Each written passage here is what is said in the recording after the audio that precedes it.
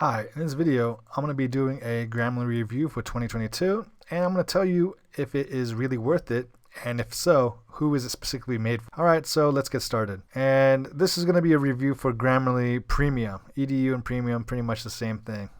Alright, and I'll just cover what Premium has and what the free version offers. So the very first thing I want to say is this is probably one of the best grammar checkers for Word docs. So if you were to go into Google Docs and if you were to just go ahead and get any kind of email or any kind of text, I'm just going to use this as an example. All right, so I'm going to take this one. I'm just going to plop it in here. And you're going to see real quick how quickly Grammarly works. Okay, turn this one on and refresh this. All right.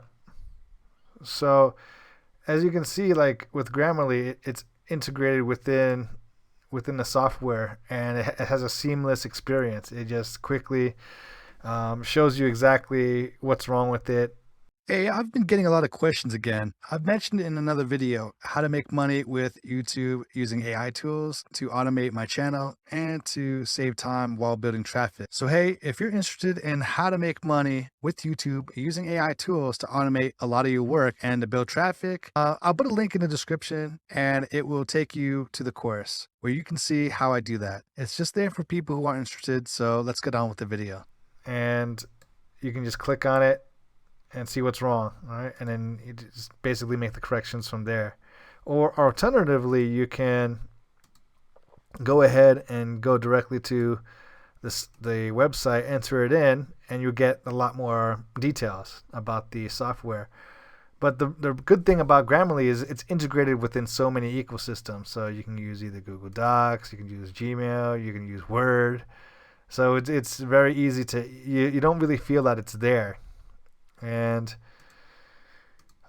the other thing is it also has this cool feature where you enter it in, you can kind of tailor the advice to what your content is. So I'm just going to leave it as default, but if you even want more of a second like a correction, you can just paste it in here and it will even give you more corrections here, right? And it'll give you a readability score.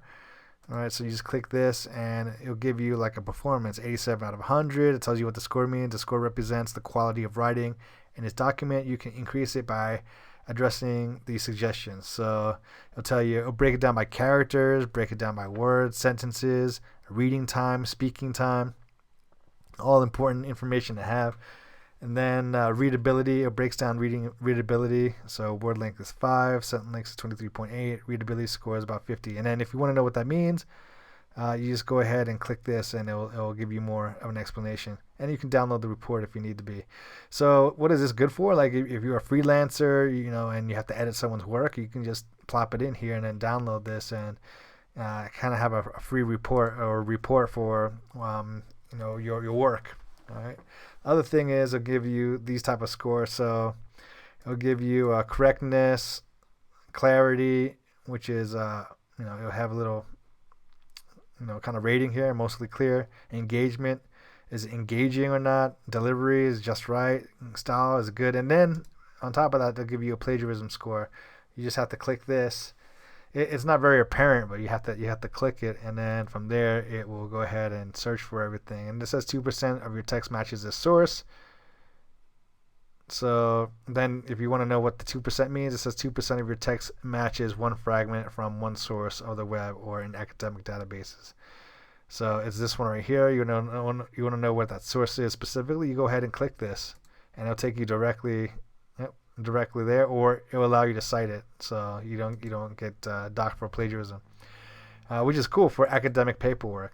All right, let me go back to the overall score. Get out of the plagiarism and then go into editing. All right, so from here the editing is pretty easy. You just click and then you kind of read it over. Does it make sense? And then you move on to the next one. All right. The other thing is, this is a wordy sentence, and they'll tell you to rewrite it. Unfortunately, they don't have a AI rewriting function. I mean, they have a rephrasing function that's very, very limited. and that's one of the weaknesses I'll talk about later on. All right, so you can just scroll down and basically do the same thing. Now these different underlying, these different colors schemes represent different types of errors. So the blue one is typically too wordy, not very concise, unclear. And then you got the red one, which is like, pretty, maybe like a serious grammar error. And then the green one, it's kind of like just icing, just to polish things up, all right? Just to explain what the color means, all right? To make things more engaging. All right, so that's that. When it comes down to the plagiarism detector, it's pretty strong. The positive thing about the plagiarism detector is it's unlimited. You can do unlimited plagiarism detection, and it's pretty solid. It's not like super strong, but it's good. It's good. It's unlimited, and it's pretty decent. All right, so those are the positives real quick. So it has unlimited plagiarism. It has a score and a report.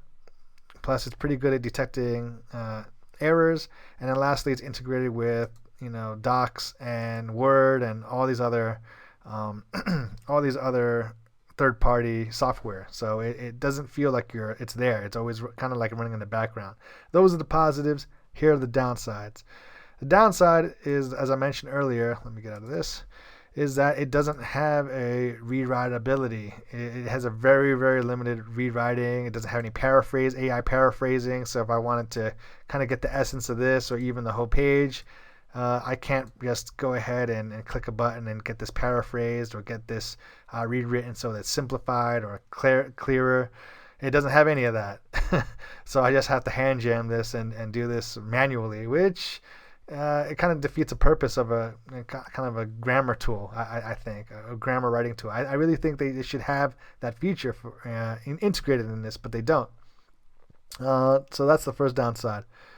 The other downside is that it has a very high price point for what it can offer. If I go into the Grammarly price, just go into Grammarly price.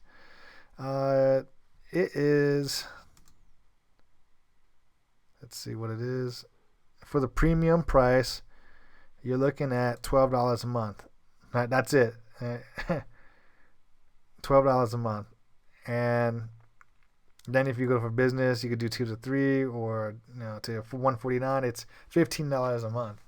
Now $12 a month, and you get basically a grammar checker. You basically get a grammar checker, and you get a plagiarism detection. All right.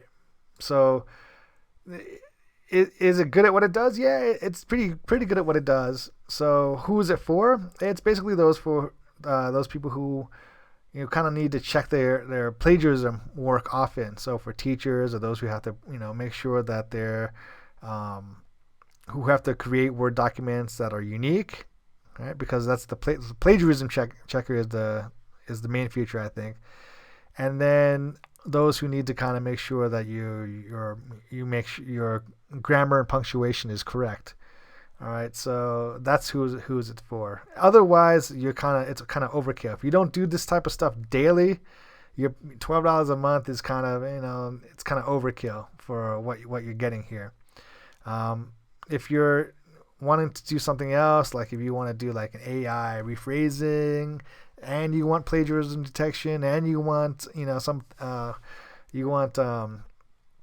maybe some kind of like grammar checker, then I would recommend another software. I wouldn't recommend this one. But if you just want plagiarism detection, unlimited plagiarism detection, and a seamless grammar checker, then Grammarly Premium is for you. But if you don't use, like I said again, I want to be very clear, if you don't use Word documents every day, you don't create Word documents or any kind of text documents and don't have to edit it often, then the $12 a month is kind of overkill. All right, so I just want to be very clear, because this $12 feature is really the unlimited plagiarism checker. That's really what you're paying for. So I went ahead and paid for this, so you don't have to, and I hope I made it clear as to who this would benefit and who this one wouldn't. If it was helpful, could you please hit the like button? I'm Vince from Digital Nomad Suit. Thank you so much for watching, and I'll see you in the next video.